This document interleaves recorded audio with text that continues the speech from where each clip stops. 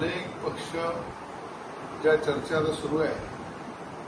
की राष्ट्रीय काँग्रेस पक्षामध्ये विलीन होणार. विपक्ष हा हळूहळू जो संपत चालला होता त्यांना आता एक लक्षात आलं की आपल्याला कळपामध्ये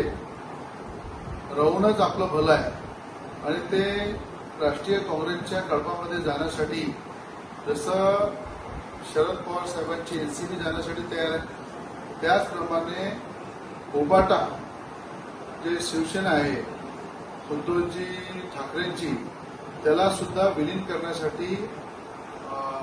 संजय राजारामजी राऊत यांचा पूर्ण प्रयत्न सुरू आहे.